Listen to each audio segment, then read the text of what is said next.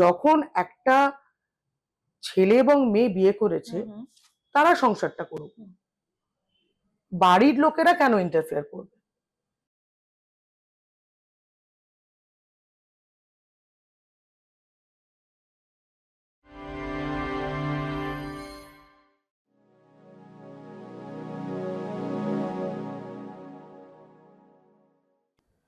আমাদের এই পৃথিবীতে সামাজিক বন্ধনগুলো ভীষণ সুন্দর, তাই না? কিন্তু কখনো কখনো সেই সামাজিক বন্ধন আমাদের জীবনে যন্ত্রণা ডেকে আনে। আর সেই যন্ত্রণা থেকে মুক্তি পাওয়ার জন্যই আমাদের দ্বারস্থ হতে হয় আইনজীবীর। তারাও তো মানুষ, তারাও আমাদের যখন ডিল করেন তারাও আমাদের ইমোশন বোঝেন, কোথায় ইমোশনের খেলা চলছে সেটাও বোঝেন, কোথাও ট্রু ইমোশন সেটাও বোঝেন। এরকম অনেক কিছু নিয়ে আলোচনা আছে আজকে। আর সেই কারণেই পৌঁছে গেছি বিশিষ্ট আইনজীবী পায়েল ঘোষের কাছে। পায়েল, অনেক অনেক স্বাগত। আর যেটা হচ্ছে যে আইনজীবী, এটা তো একটা সার্বিক একটা টাইটেল বলা যেতে পারে। তার মধ্যে ভাগ আছে, সিভিল আছে, অনেক অনেক ক্রিমিনাল আছে। যদিও মানুষের, আমাদের সকলের মধ্যে ক্রিমিনাল ইনস্টিংক্ট হয়তো কম বেশি থাকে, এবং যে সাবজেক্টের মধ্যে আমি ঢুকতে চাইছি তার মধ্যে অবশ্যই আছে। সেটা হচ্ছে ডিভোর্স লয়ার। একটা বেশ ভারী ভারী একটা, বেশ কাঁধের মধ্যে একটা ভার চলে আসে, কারণ খুব একটা ইম্পর্টেন্ট সামাজিক বন্ধন বিবাহ। সেখান থেকে মানুষ যখন আলাদা হতে চায় তখনই আপনাদের দ্বারস্থ হয়।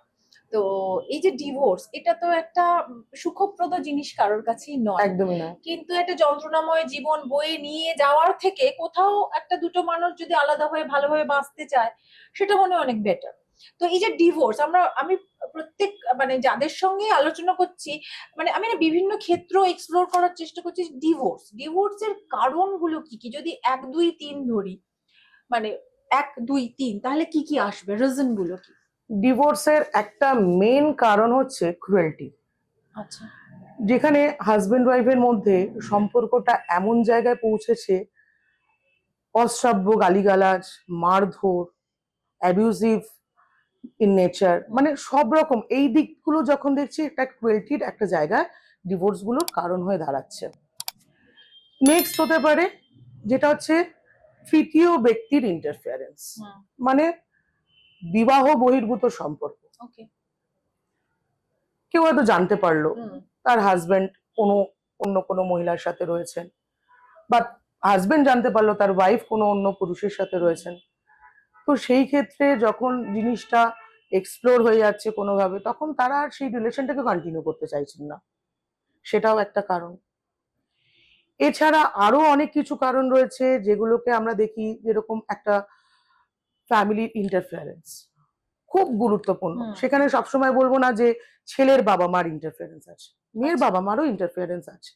যখন একটা ছেলে এবং মেয়ে বিয়ে করেছে তারা সংসারটা করুক, বাড়ির লোকেরা কেন ইন্টারফেয়ার করবে? এটাও একটা কারণ। আর একটা হচ্ছে, ধরুন ছোট ছোট কারণ নিয়ে আর্গুমেন্ট হচ্ছে, মতের অমিল। আর্গুমেন্টটা ইগোয়েস্টিক আর্গুমেন্ট হতে পারে, কেউ কাউকে নিচু করবো না, মানে আমি নিচু হব না, কোনোভাবে নিচু হবো না, অ্যাডজাস্টমেন্টটা একদম নেই। সত্যি কথা বলতে আজকালকার দিনে ছেলেমেয়েরা দুজনেই স্বাতন্ত্র, তারা দুজনেই ইনকাম করছে, তা কেউ কোনো দিক থেকে নিজেদের দিকটাকে কখনো ব্রেক করতে চাইছে না। এবার তার পরিণামটা কি হচ্ছে, ধরুন এটা হতে পারে যে একটু বসে আলোচনা করে কাউন্সিলিং করে ম্যাটারটা মিটে যেতে পারে, কিন্তু সেইটুকানি ধৈর্য কারোর মধ্যে নেই। এখানে আমার মনে হয় যে অনেক সময় বাড়ির একটা ভূমিকা চলে আসে। সেখানে আমরা দেখেছি বাড়ির লোক ভীষণ ইন্ধন যোগায়, যে মানে অশান্তিটা আরো উস্কে দেবার জন্য। হ্যাঁ অবশ্যই, সেক্ষেত্রে ধরুন ছেলের দিক থেকে তার বাবা মা এটা হচ্ছে না কেন, এরকম আমার কাছে প্রচুর কেস আসে। আপনাকে আমি বলি, মানে ছেলেটি যখন ডিভোর্সের জন্য এসছে, আমি যখন তাকে গ্রাউন্ড জিজ্ঞেস করছি যে কি কারণে আপনারা ডিভোর্স চাইছেন, বলছি মেয়েটি তো 9টা অব্দি ঘুমাচ্ছে, তারপরে অফিসের জন্য রেডি হচ্ছে, আমি ব্রেকফাস্ট রেডি করে দিচ্ছি, খেয়ে বেরিয়ে যাচ্ছে। মেয়ে কোনো ঘরের কাজ করে না, কোনো কিছু আমি কেমন আছি বা আমরা কেমন আছি, কি খাবো না খাবো, কোনো কিছুই টেক কেয়ার করেন।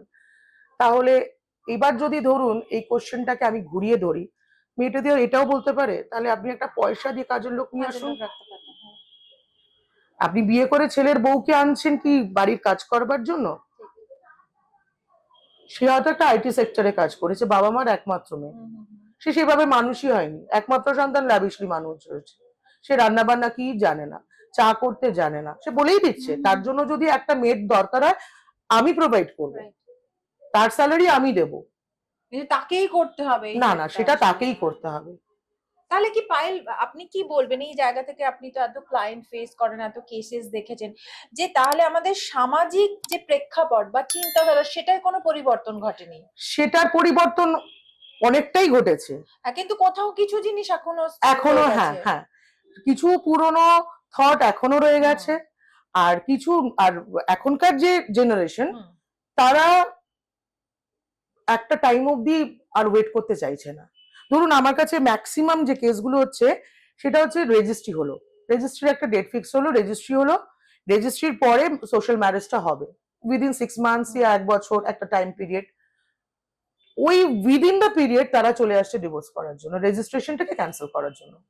মানে ওই একটা, মানে একটা উত্তেজনায় বিয়ে করে ফেলেছে, তারপর কিছুদিন বাদে গিয়ে মনে হচ্ছে যে না, আর আর এটা ওয়ার্ক করছে পসিবল না, না, যে চলো এবার। পসিবল না, মানে তাহলে মানে এটা কি ইয়াং জেনারেশনের মধ্যে বেশি হচ্ছে? একদম। মানে সেটা এজ গ্রুপটা কি রকম? ইয়ং জেনারেশন 25-30 এর মধ্যে? 25-30-এ কেউ বিয়ে করে না এখন, মোটামুটি মানে 30-র পর থেকে বিয়ের সবাই মানে বিয়েটা করে আর কি, প্রেফারেবল টাইম তো ওই 30 থেকে 35। তার মধ্যে এই ঘটনাটা ঘটছে। হ্যাঁ, তাহলে কি ম্যাক্সিমাম কোথাও কেসেস। ম্যাচুরিটির সমস্যা হচ্ছে কি মনে হয়? মানে আমি সামাজিক প্রেক্ষাপটটা একটু ধরার চেষ্টা করছি, যে এই যে 30-35 বছর মানে শি ইজ মানে কোয়াইট দেখুন অ্যাডাল্ট একটা বলা যেতে মানুষকে, পারে। একটা মানুষকে আপনি কতদিনে বুঝবেন? অনেকেও সারা জীবনেও বোঝা বোঝা যায় না। যায় না। তো সেইখানে একটা লাইন মানে টাইম পিরিয়ড হচ্ছে আপনার অনলি ফর দ্য 6 মান্থস। মানে ধরুন আমি পেপার ঘেটে একটা সম্বন্ধ ঠিক করলাম, বিয়ে করলাম, বিয়ে করার 6 মাস পরে আমার মনে হচ্ছে যে এই ম্যারেজটা হ্যাপেনিং নয়, হুম। আমি কিন্তু মানুষটাকে বুঝলামই না, বিয়েটা কেন করলাম? তাহলে আমাকে বিয়ে করতে গেলে অ্যাটলিস্ট মানুষটার সাথে মিশতে হবে ঠিক। মিনিমাম 1 বছর বা তারও বেশি টাইম দিতে হবে, সেই টাইমটা দিচ্ছে না। হুম। সম্বন্ধ ঠিক হয়ে যাওয়ার উইদিন 6 মান্থস ইয়া 1 বছর মিশে বিয়ে করছে, তারপরেও সে বুঝতে পারলো না। হুম। এবং তারও আরো একটা ব্যাপার আছে, ধরুন আপনার সাথে মিশলো, হুম, হুম। তার ইন্টারনাল প্রবলেম গুলো তো আপনি বুঝতে পারবেন না। না। আমরা ছোটবেলা থেকে একটা কথা শুনে বড় হয়েছি, যে এক ছাদের তলায় না থাকলে একটা মানুষকে পুরোপুরি বোঝা যায় না। তো সেক্ষেত্রে তো এটা একটা একটা তো কোথাও, এই যে একটা বৈবাহিক সম্পর্ক, সেটা কিন্তু কোথাও একটা ওই ফ্যাক্টরটা থেকেই যায়, যে আফটার ম্যারেজ আমি সেই মানুষটাকে আরো ভালো করে চিনবো। এবং একটা মানুষ তো কোথাও মানে পুরোপুরি, আমাদের সকলের মধ্যে ফ্লজ আছে, তো কোথাও গিয়ে আন্ডারস্ট্যান্ডিং ইজ দ্য মেন কি ওয়ার্ড, যদি একটা সম্পর্ক বাঁচিয়ে রাখতে হয়। কি মানে আমি কি ঠিক বলছি একদম কথাটা? আন্ডারস্ট্যান্ডিং নেই, বোঝানোর শক্তি নেই, ঠিক আছে, কেউ কাউকে বুঝতে চাইছে না, বোঝাতেও চাইছে না, হুম। কমিউনিকেশনের একটা ল্যাক জায়গা তৈরি হচ্ছে, এইগুলো না একটা ফ্যাক্টর হয়ে দাঁড়াচ্ছে। ভাই এই জায়গায় আমাকে একটা কথা আরো বলুন। একটা পয়েন্ট হ্যাঁ, বলি হ্যাঁ। যেটা আমার খুব ইম্পর্টেন্ট লাগে। আর একটা প্রবলেম হচ্ছে, যেটা এখন ডিভোর্সের আরো একটা অন্যতম প্রধান কারণ, ফিজিক্যাল ইনঅ্যাক্টিভিটিস। ওকে। হুম, সেটা হয়তো কোনো ছেলে বা মেয়ে সাপ্রেস করছে, বিয়েটা করে ফেললো, তারপরে ম্যারেজটা কনজিউম করছে না। আমার কাছে প্রচুর কেস আসে যে আমাদের কোনো বৈবাহিক সম্পর্কই তৈরি হয়নি, ফিজিক্যাল রিলেশনটা দেয়ার তৈরি ইজ হয়, no conjugal life. Conjugal life, আমাদের কোনো কনজুগাল লাইফটাই তৈরি হয়নি। তো এইখানে এই ধরনের এখন প্রচুর প্রচুর প্রচুর আচ্ছা। প্রচুর। তো সেই ক্ষেত্রে আপনি কি করেছেন, আমি যদি ধরুন জিজ্ঞেস করি ক্লায়েন্টকে, আপনি কি ডাক্তার দেখানোর সাজেস্ট? হ্যাঁ করেছে, কিন্তু ডাক্তার দেখাবো না, ওখানে একটা ইগো কাজ বা করছে। ওই একটা মানে আমি ঠিক আমি এইটা। ঠিক, ডাক্তার যদি বলে দেয় যে আমার প্রবলেম আছে,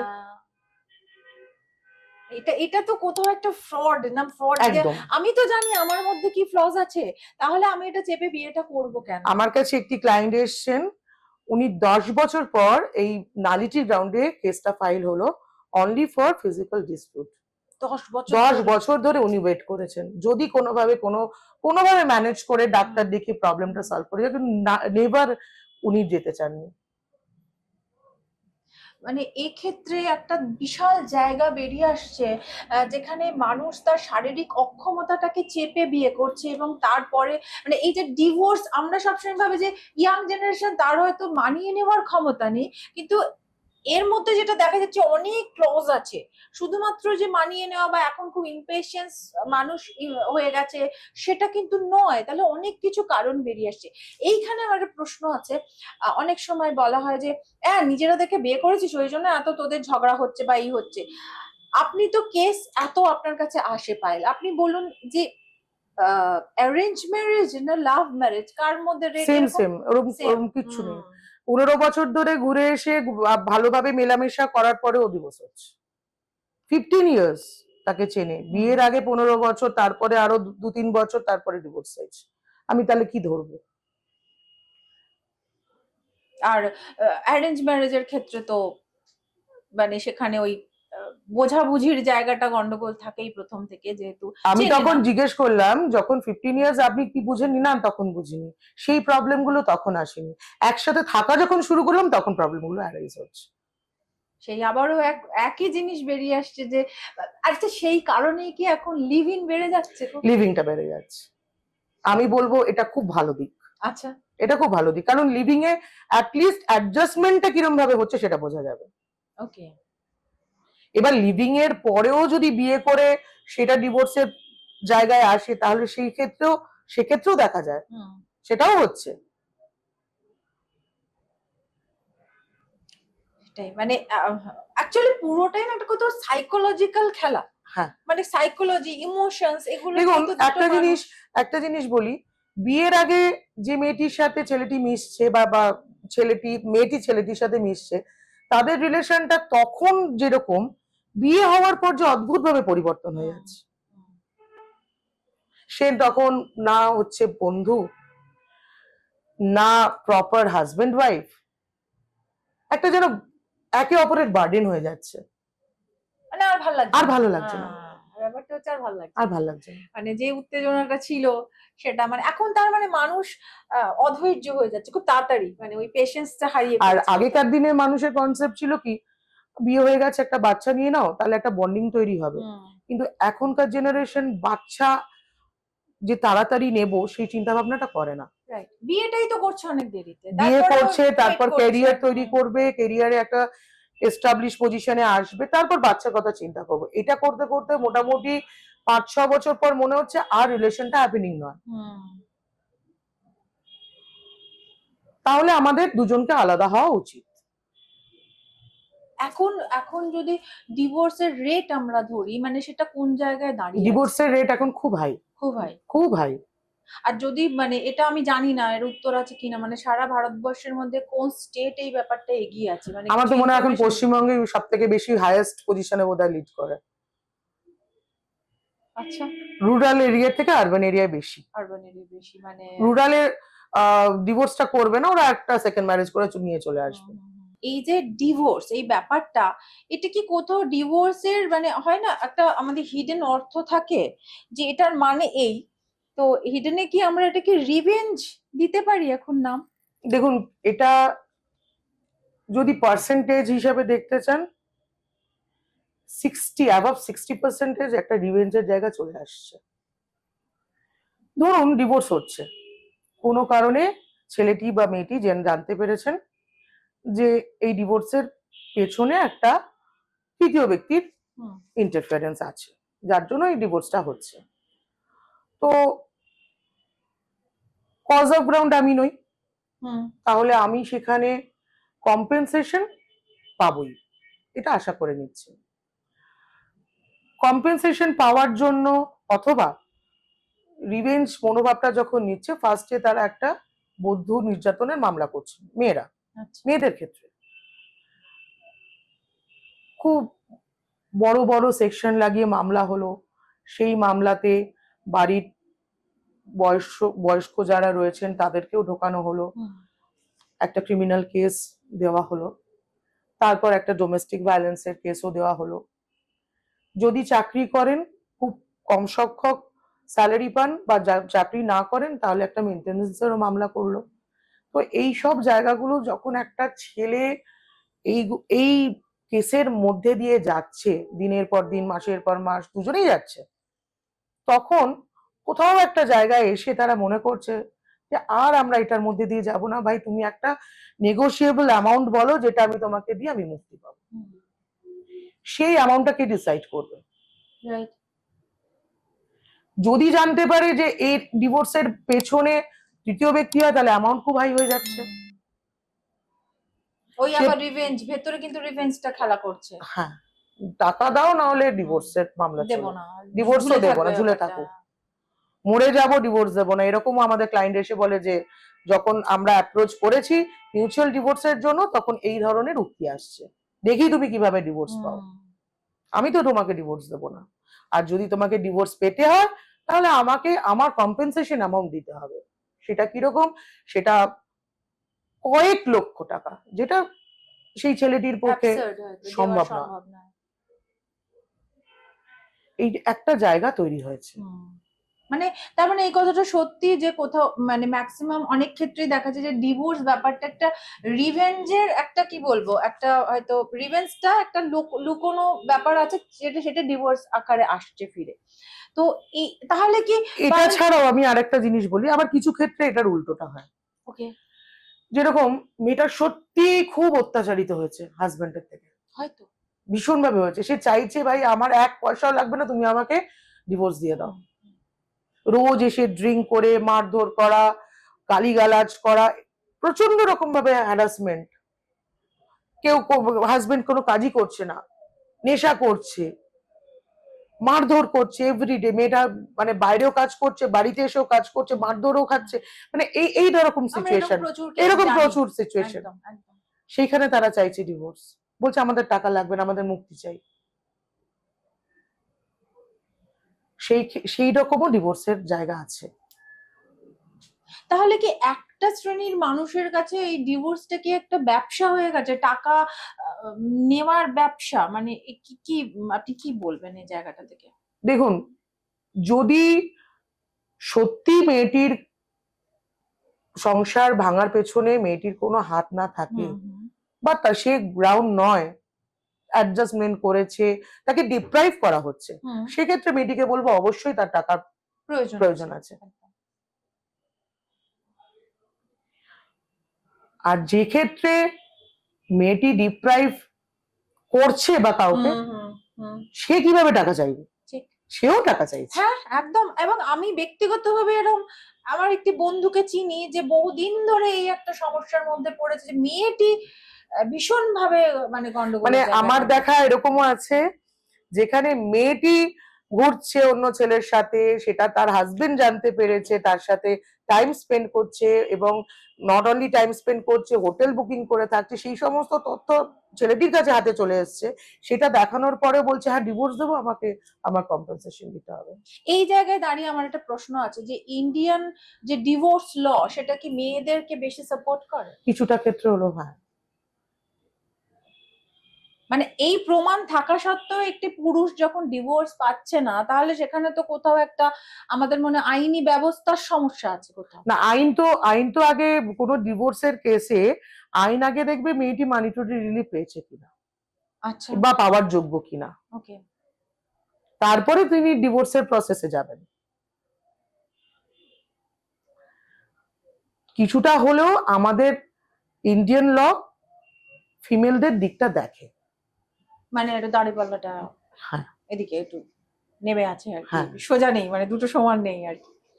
তো এটা একটা খুব ইম্পর্টেন্ট পার্ট। তাহলে একজন লয়ার হিসেবে আপনার কি মনে হয় যে এই লটা কোথাও একটু চেঞ্জ হওয়ার দরকার আছে? হ্যাঁ, অবশ্যই। কারণ আজকের সমাজে আজকের সমাজে হ্যাঁ দেখছি।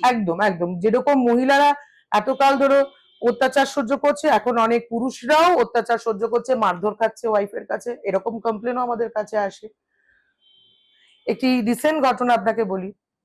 ভদ্রলোক বিয়ে করেছেন, সেকেন্ড ম্যারেজ, ওয়াইফ মারা গেছেন, 12 বছরের ছেলে, বৃদ্ধা মা, এবং ওয়াইফের শাশুড়ি, তিনিও বৃদ্ধা। পেপার দেখে তিনি বিয়ে করলেন, তিনিও ডিভোর্সি।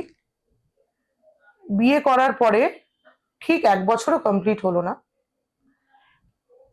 এতটাই প্রবলেম শুরু করলেন, অশ্রাব্য গালিগালাজ থেকে শুরু করে মারধর, মানে ওয়াইফকে করছে, সেই বৃদ্ধ মহিলাদের করছেন, বাচ্চাটিকে করছে। করার পরে তিনি তারা দেখলেন যে এইভাবে থাকা যাবে না, কারণ উনি অসুস্থ হয়ে পড়ছেন, তার মারা অসুস্থ, বাচ্চাটি অসুস্থ হয়ে পড়ছেন। উনি ডিভোর্সের চিন্তা ভাবনা করলেন, মানে মিউচুয়াল ডিভোর্স দেবো। একটা ন্যূনতম টাকা ডিসিশন হলো, সেই টাকার 50% অ্যামাউন্টও নিলেন। নেওয়ার পরে ফাইনাল ডেট অফ হিয়ারিং এ উনি কোর্টে এসে একদম সবার সামনে বলেন, আমি ডিভোর্স দেবো না, আমি ডিভোর্স দেবো না, আমার এর চেয়েও বেশি টাকা লাগবে। ডিভোর্সটা সেখানে ক্যান্সেল করে দিয়ে চলে গেলেন। পরবর্তীকালে জানতে পারলাম এর আগেও তিনি ঠিক সেম একজনকে এইভাবে বিয়ে করেছেন, ডিভোর্স নিয়েছেন, তার বিনিময়ে কয়েক লক্ষ টাকা নিয়েছেন। তার আগেও আরেকটি বিয়ে করেছেন, সেখানেও তিনি কয়েক লক্ষ টাকা নিয়েছেন। তাহলে এটা একটা ব্যবসা। এটা একটা ব্যবসা, মানে ডিভোর্সের ব্যবসা, মানে মানে হিউম্যান সাইকোলজি, মানে সিরিয়াসলি কত কিছু এক্সপ্লোর হয় এইভাবে। এটা আমি শুনলাম, শুনে আমার কাছে সত্যি আশ্চর্য লাগলো। এটা আমার মনে হয় আজকে যারা এই শোটা দেখছেন তাদের কাছেও একটা নতুন পাওনা হলো এই কথাটা শুনে, যে ডিভোর্সকে একটা ব্যবসা স্তরে, মানে এটা সূক্ষ্ম, এটা মানে কি বলবো, এটা একটা কলা যেটাকে আমরা হিন্দিতে বলি, মানে এটা ওই স্তরে নিয়ে চলে গেছেন আর কি। আম, আচ্ছা পায়েল, একটু প্রসঙ্গ চেঞ্জ করি, সেটা হচ্ছে যে অনেক বছর ধরে মামলা চলছে, হুম। মানে ইটস এ লং, মানে একটা প্রসেস চলছে। তো সেক্ষেত্রে দুজনের মানে কি অবস্থা হয়, মানে একটা সময় এসে কি তারা বলে ভাই হয়েছে যা হ্যাঁ, হয়েছে তারা চলো? তারা চায় জিনিসটাকে মিউচুয়ালি সেটেল করে, একটা যদি কারোর কিছু কোনো কম্পেনসেশন নেওয়ার থাকে সেটা দিয়ে দুজনেই এই ম্যারেজের ব্যাপারটা থেকে বেরোনোর চেষ্টা করেন। সেক্ষেত্রে আমাদের ভূমিকাটা অনেক বড় থাকে।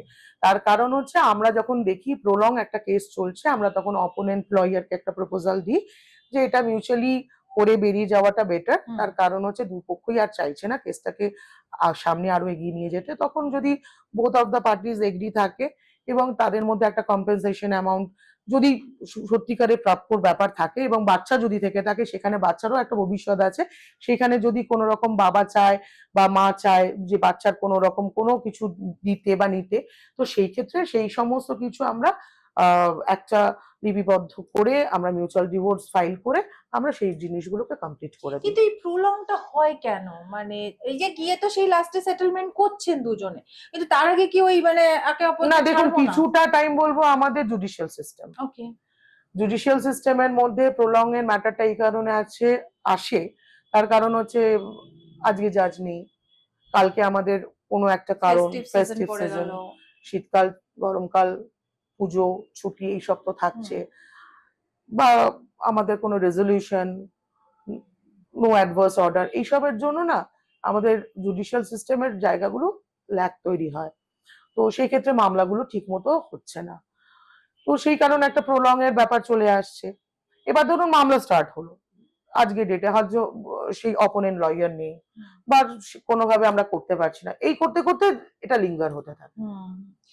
একটি ছবি আসতে চলেছে শ্রীমান শ্রীমতী বলে, এবং সেটা ভারতবর্ষের সব থেকে লংগেস্ট মানে চলেছিল এরকম একটি ডিভোর্স কেসের ওপর। তো একজন লয়ার হিসেবে মানে এটা শোনার পর মানে কিরকম লাগছে, যে ছবিটা দেখতে ইচ্ছে করছে? অবশ্যই দেখবো, অবশ্যই দেখবো, সেখানে দেখবো কিভাবে আমাদের জুডিশিয়াল সিস্টেমটাকে প্রলং কেন হলো সেটাকে কিভাবে ফুটিয়ে তুলেছে। অবশ্যই অ্যাজ আ লয়ার আমি দেখতে চাই। আর সত্যি কথা বলতে এই প্রলং এর পেছনে কিন্তু হ্যারাসমেন্ট কিন্তু দুটো পার্সনের। একদমই তাই, মানে তারা একটা জিনিস থেকে মুক্ত হতে চাইছেন কি?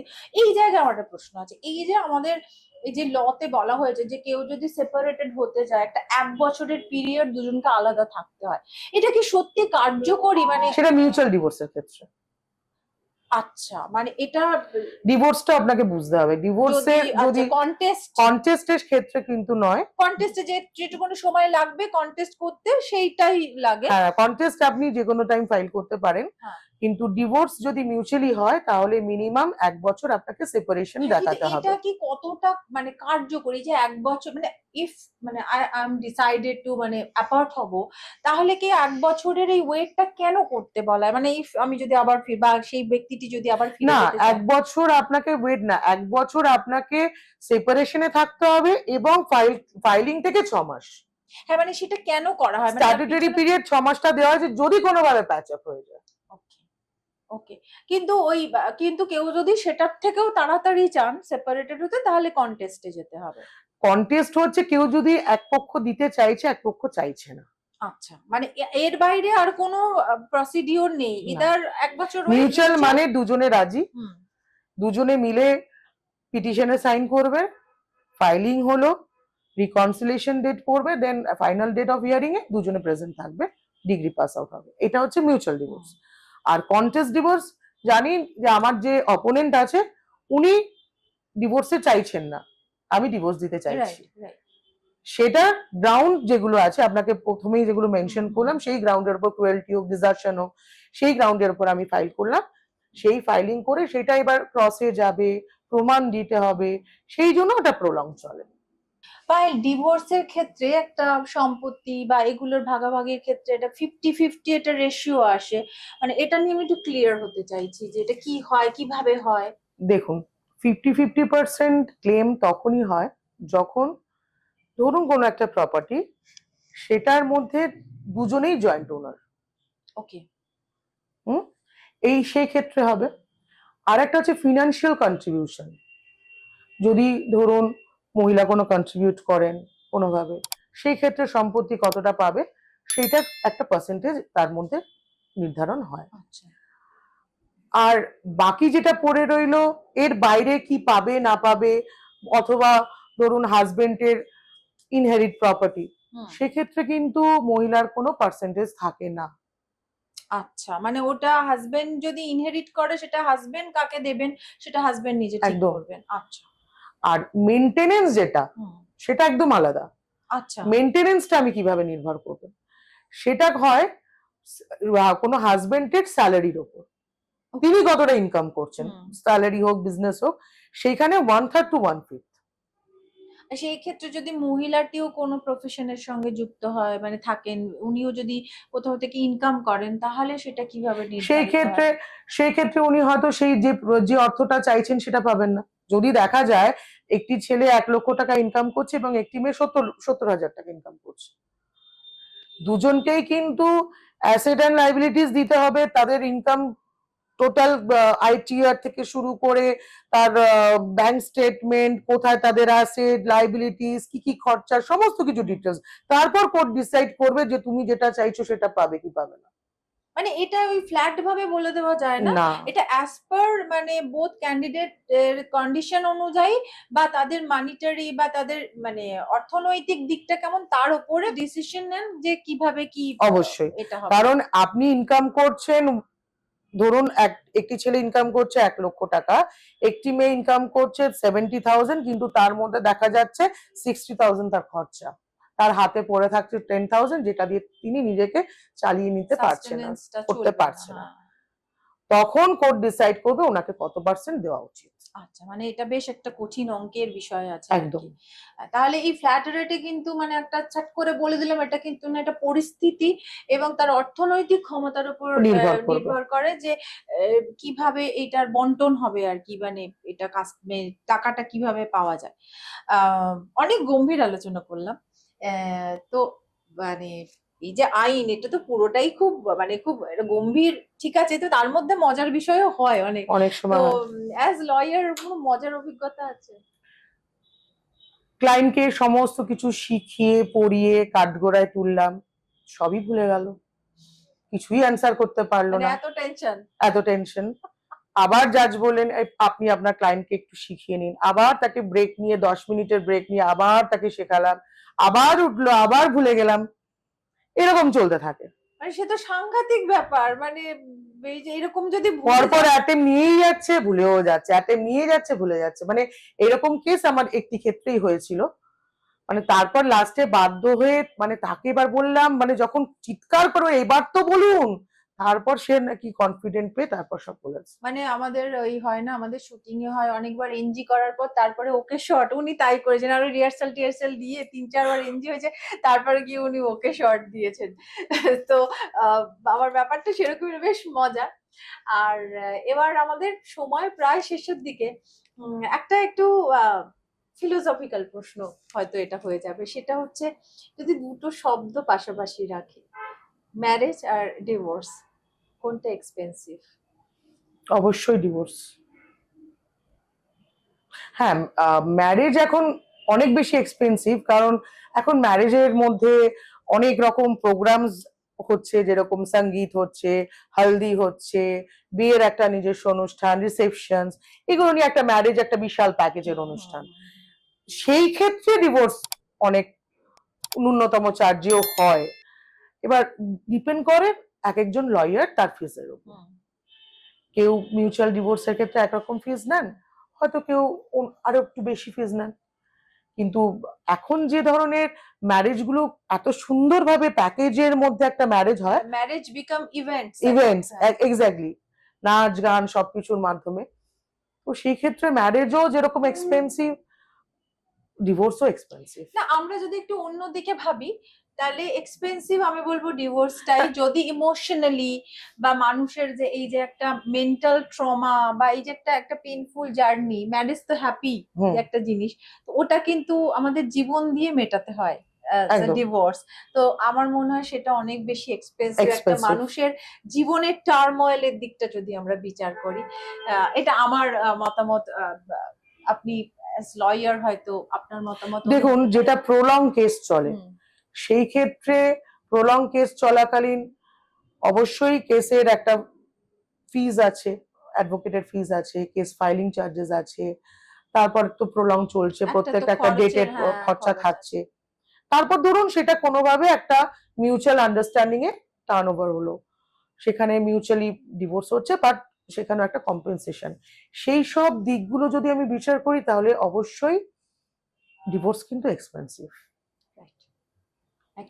সবসময় যে অর্থ দিয়ে বিচার হবে তা নয়, মানুষের কিন্তু যে সময়, সেটাও তো একটা ব্যাপার আছে। বলে না যে আমি পয়সা দিয়ে ঘড়ি কিনতে পারি, কিন্তু সময়কে কিনতে পারবো না। এক্স্যাক্টলি।